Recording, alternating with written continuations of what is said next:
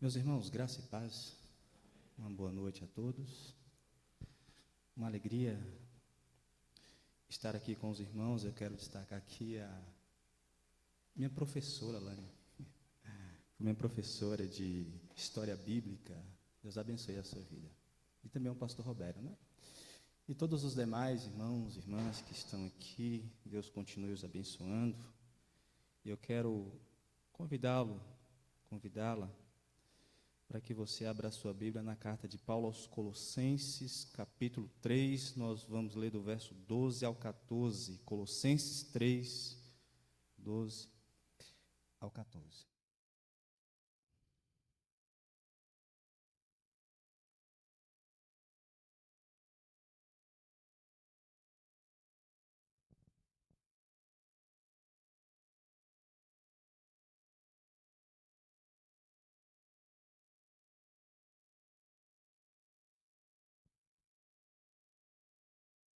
Portanto, como um povo escolhido de Deus, santo e amado, revistam-se de profunda compaixão, bondade, humildade, mansidão e paciência. Suportem-se uns aos outros e perdoem as queixas que tiverem uns contra os outros. Perdoem como o Senhor lhes perdoou. Acima de tudo, porém, revistam-se do amor, que é o elo perfeito. Deus, aplique a sua palavra aos nossos corações.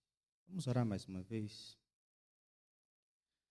Pai Santo, nós estamos diante da tua palavra, Pai.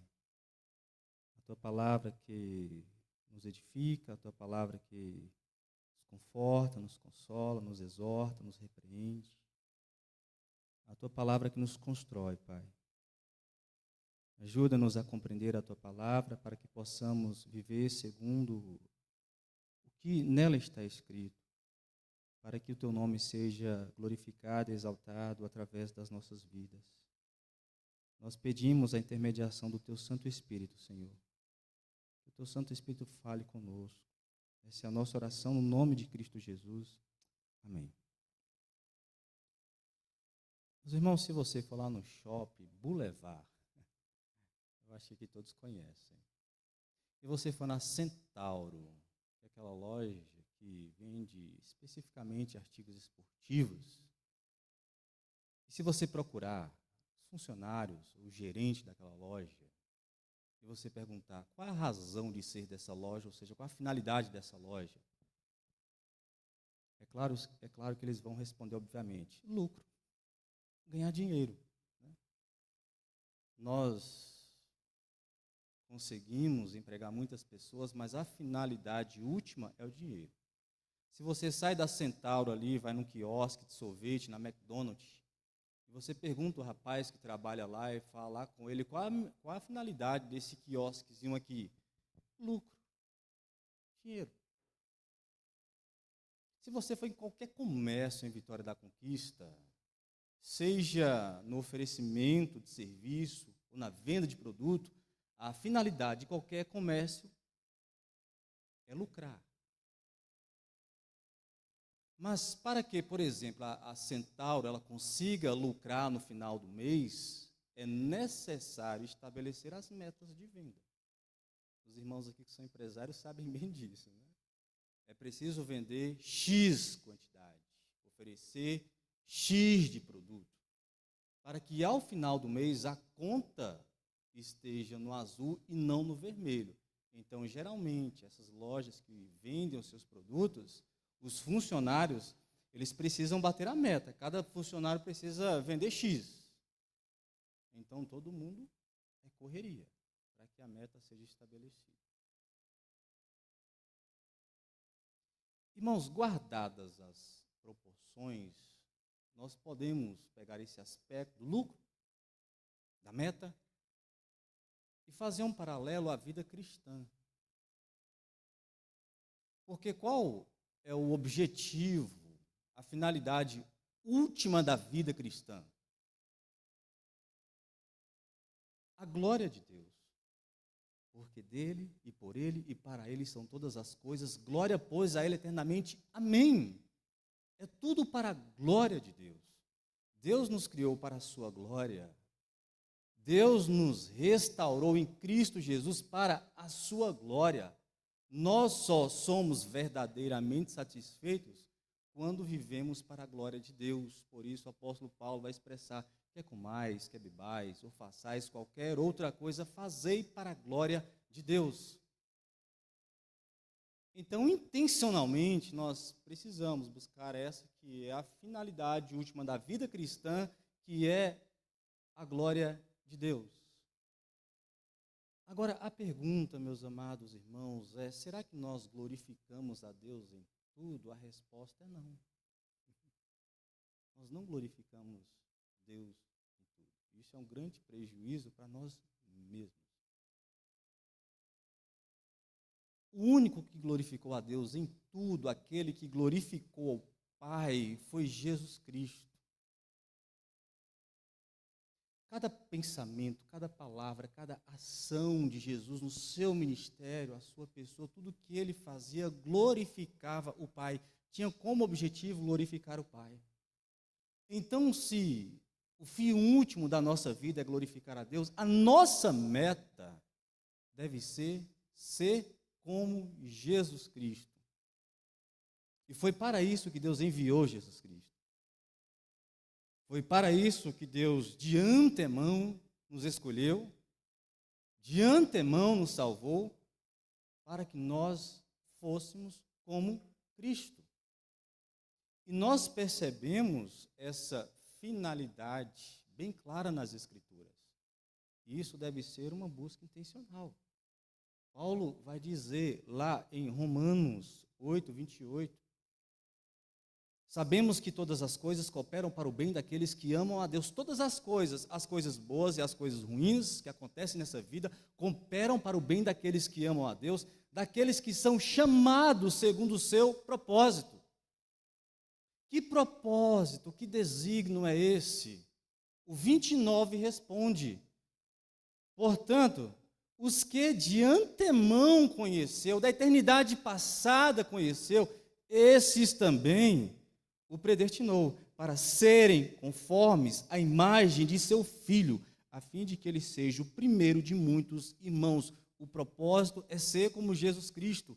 Esse é o plano de Deus para as nossas vidas, desde a eternidade passada, e tudo o que acontece nessa vida corroboram para que nós sejamos igual a Cristo. E ainda, João, na sua epístola, na sua primeira epístola, capítulo 3, verso 2, ele vai dizer: filhinhos, agora vocês são salvos, mas ainda não se manifestou o que haveremos de ser. Quando ele vier, seremos semelhantes a ele. A meta da vida cristã é ser como Cristo.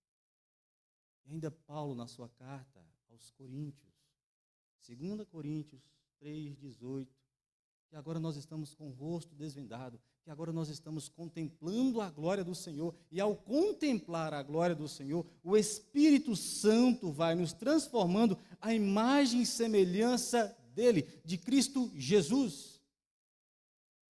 Então, a meta é ser como Cristo.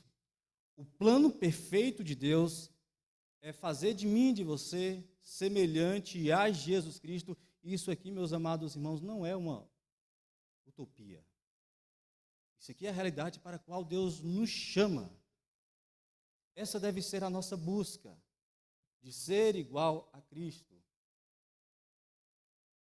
A nossa meta. Eu lembro daquele homem, que comprou, ele era comerciante, tinha um carro grande, porque ele trabalhava viajando nas estradas do Brasil. Ele tinha uma picape, ele morava em Foz do Iguaçu, às vezes fazia fronteira com o Paraguai. Ele se aposentou. Ao aposentar, ele não ia usar mais o carro, não tinha mais necessidade de viajar pelo Brasil. Ele trocou a sua picape por um carrinho 1.0, ia diminuir despesa, imposto, gasolina, tudo mais econômico. O irmão dele chegou então para ele e falou: meu irmão, você não tem ambição nessa vida, não?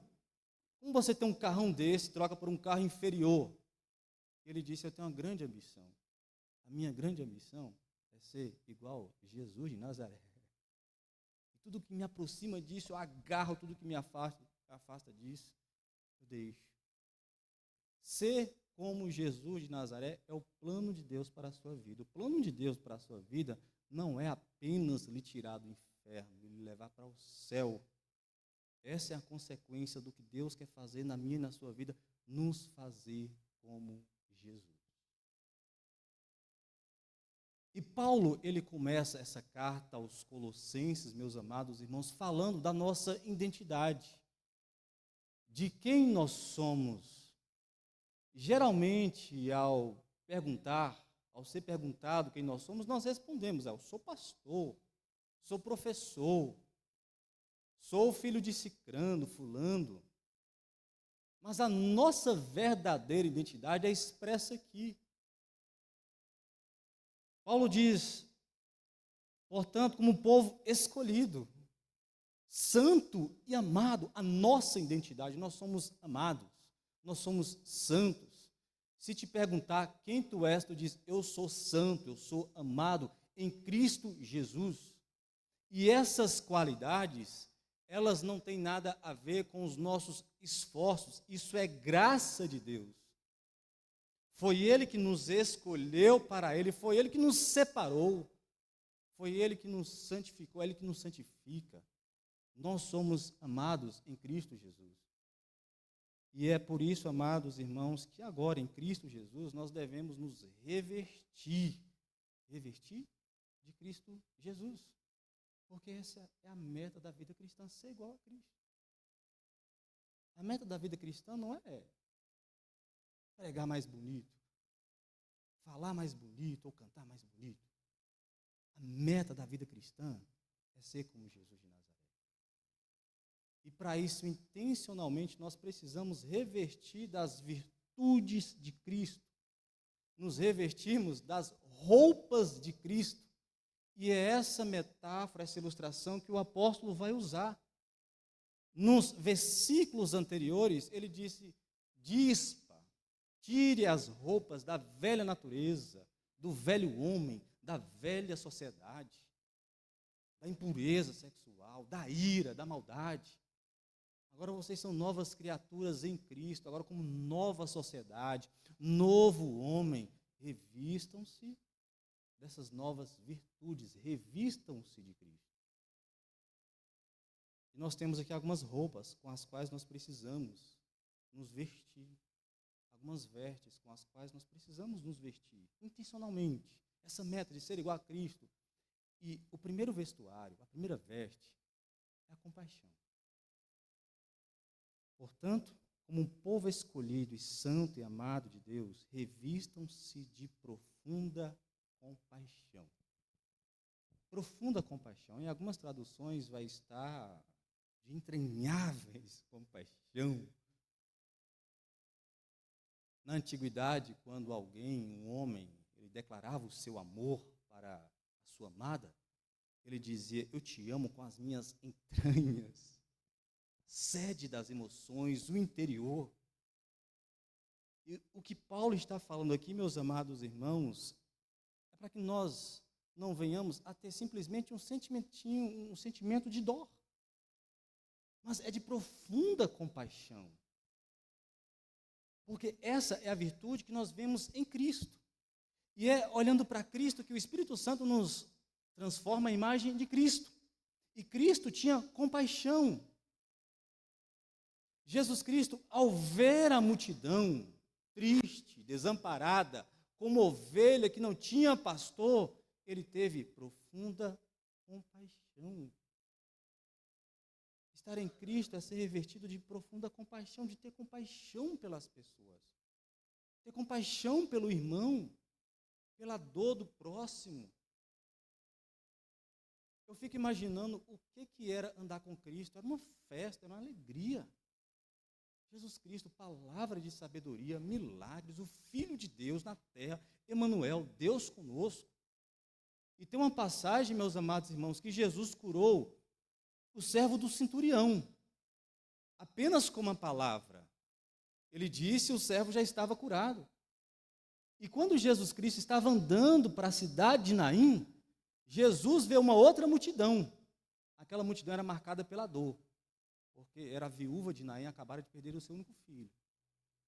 E Jesus, diz o texto bíblico, que ele foi tomado de profunda compaixão por aquela mulher. Jesus, antes dele curar, antes dele agir, antes dele beneficiar, ele tinha compaixão. E nós somos chamados a nos revestirmos de profunda compaixão. Não é apenas dó. Porque você tem aquele sentimentozinho, um dia eu estou com dó, ou dó. Mas é um sentimento passivo, logo passa.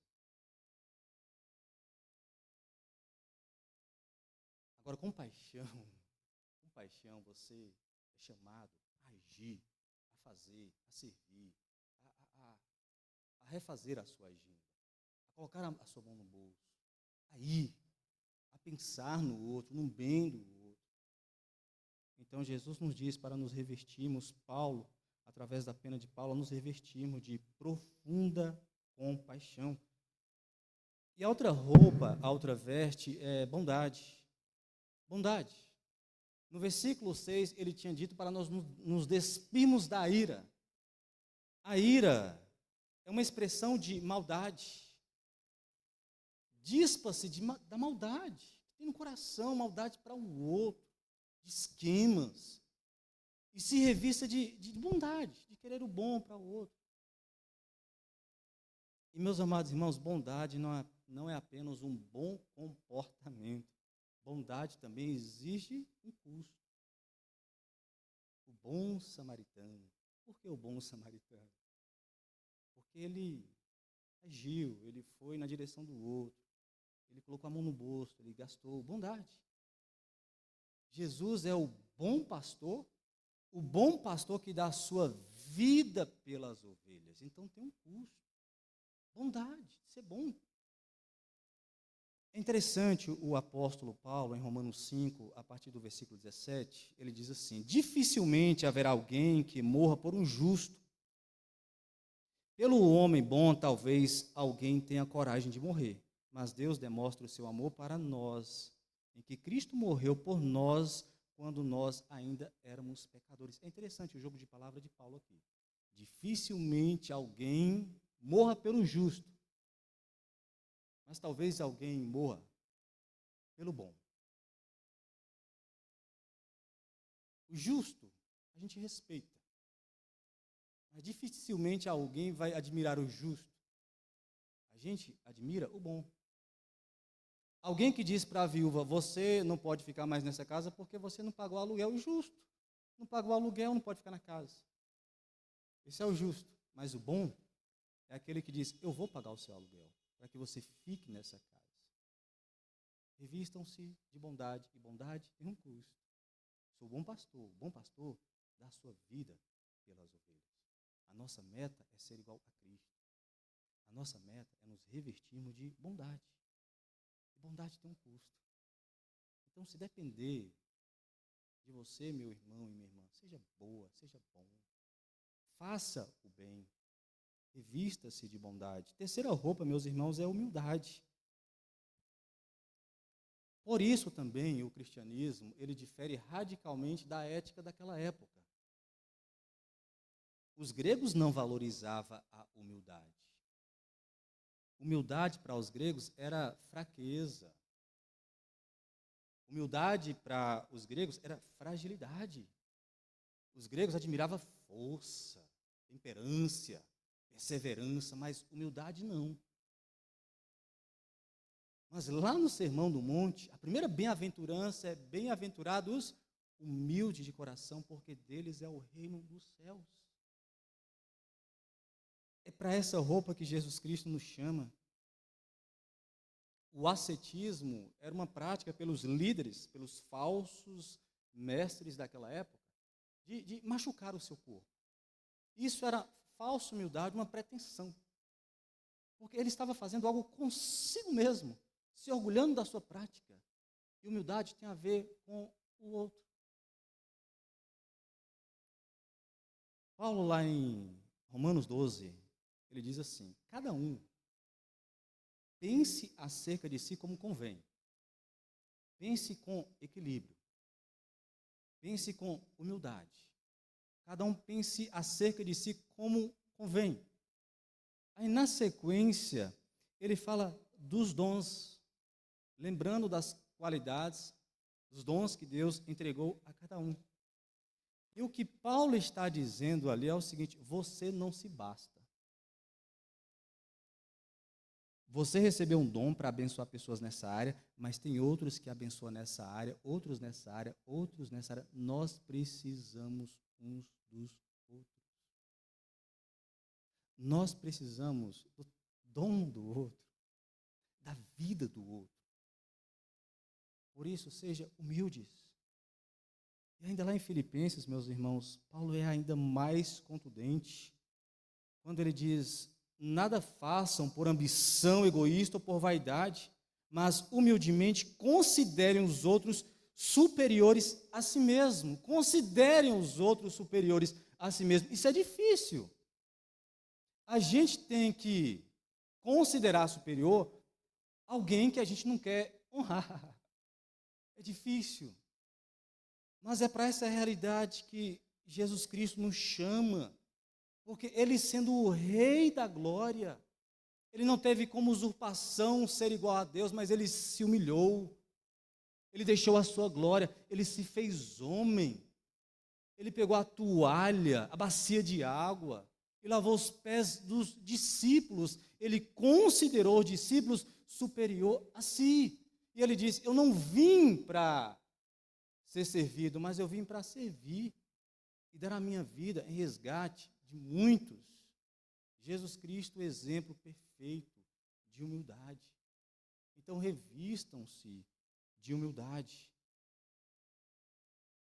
E a quarta roupa, meus amados irmãos, é a mansidão. A gente entende a mansidão, um cavalo é forte, tem força, mas um cavalo manso, adestrado. É uma força adestrada. É isso que é mansidão. Não é alguém que perdeu a força, mas é alguém manso, que está sob controle. Está sob controle do Espírito Santo. Alguém disse que casamento perfeito é casamento onde os cônjuges, o homem e a mulher, se encaixam, né? A banda da laranja. Mas não. Casamento perfeito é quando eles vão se encaixando. Mas para se encaixar é necessário que eles deixem a velha natureza.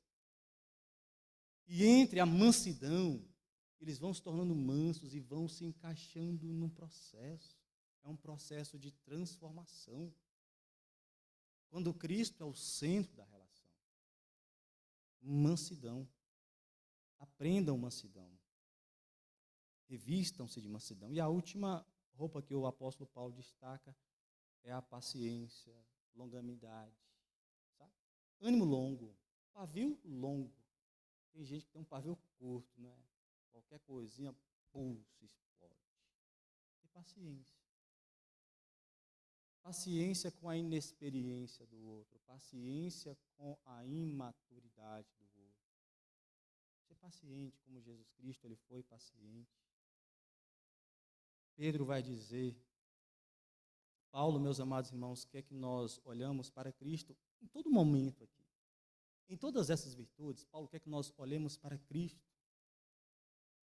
Por isso, Pedro vai dizer, o qual não cometeu pecado, nem dolo algum, se achou na sua boca. Pois ele, quando trajado, não revidava com o traje.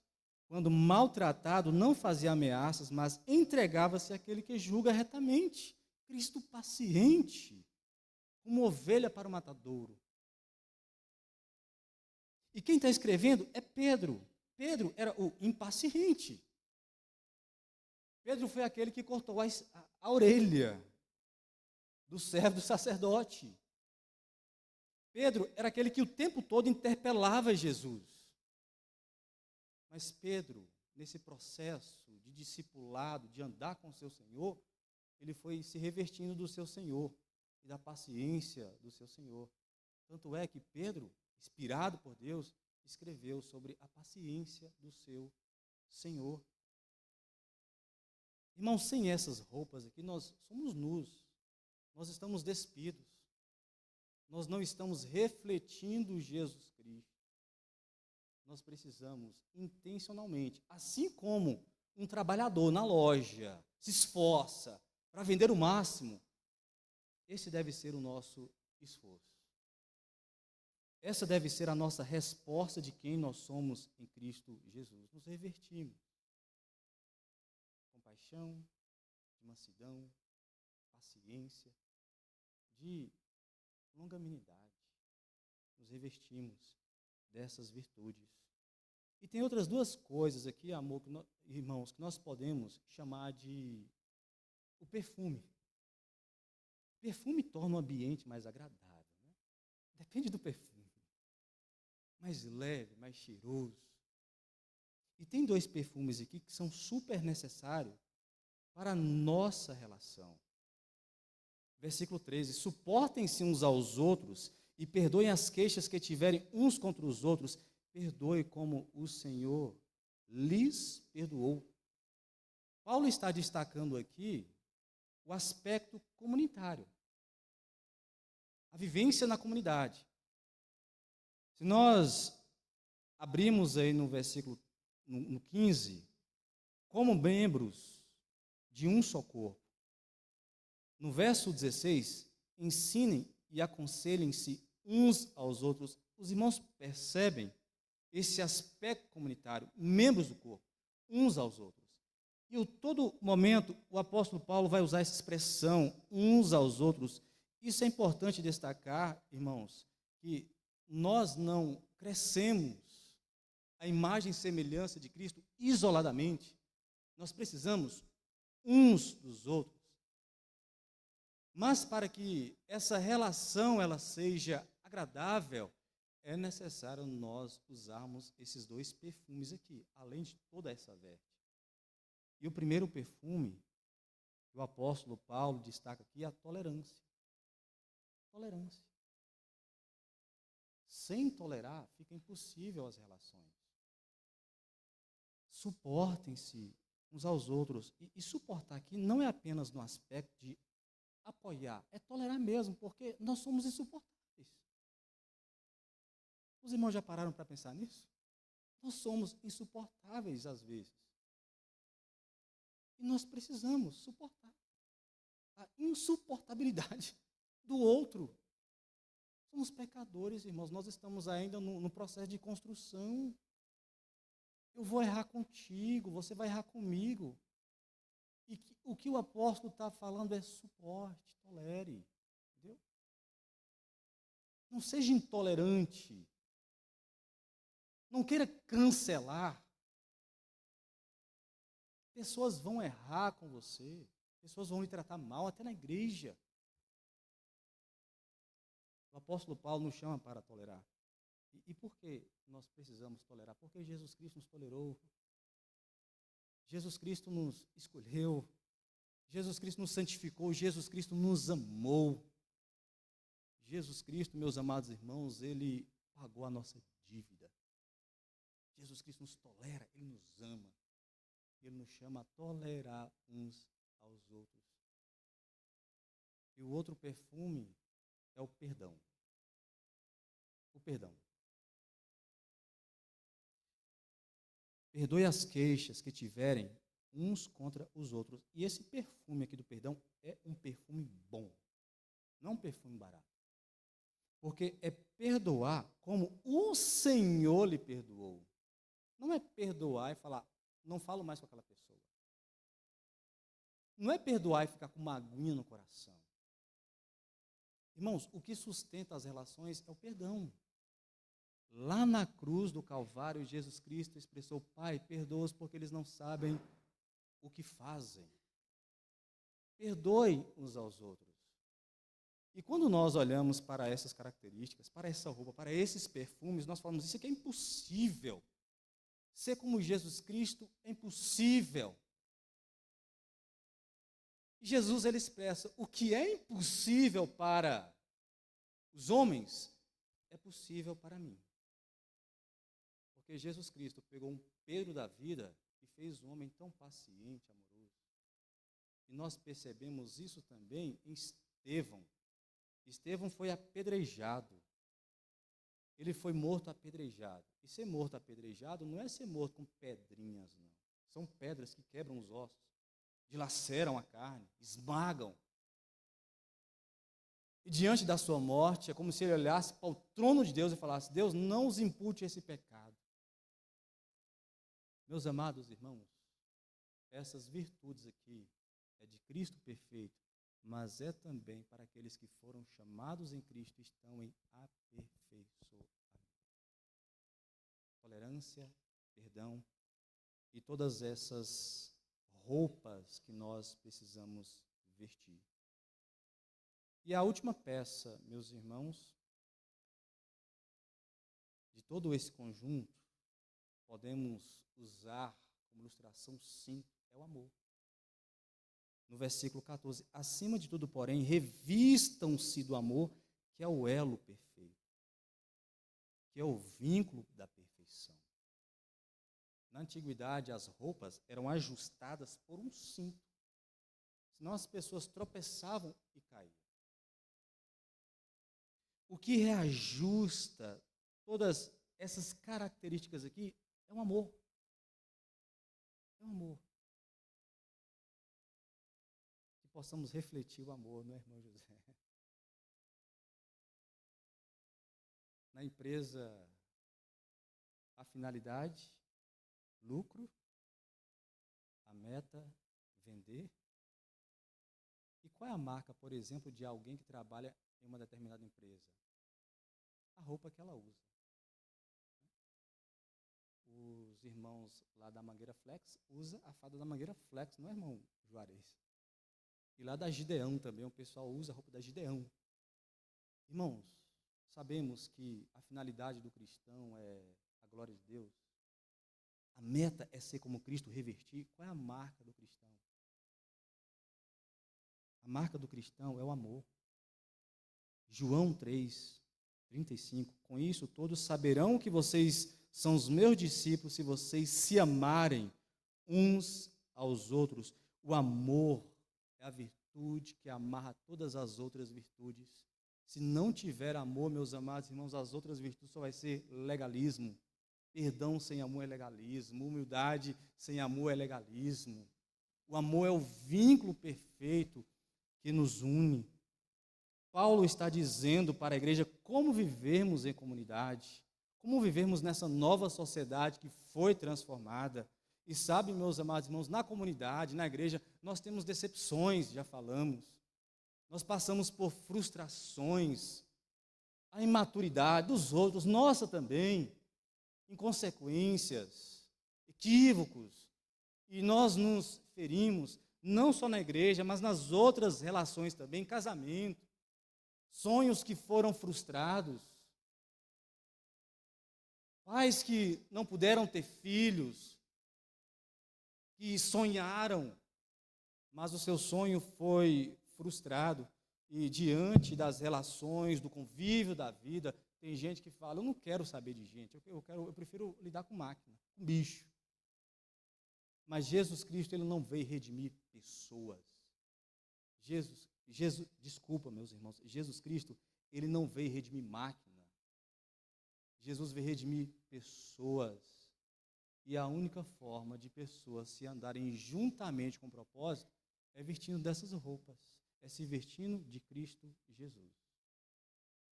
É se vestindo desse amor. Porque agora em Cristo Jesus nós temos nova vida.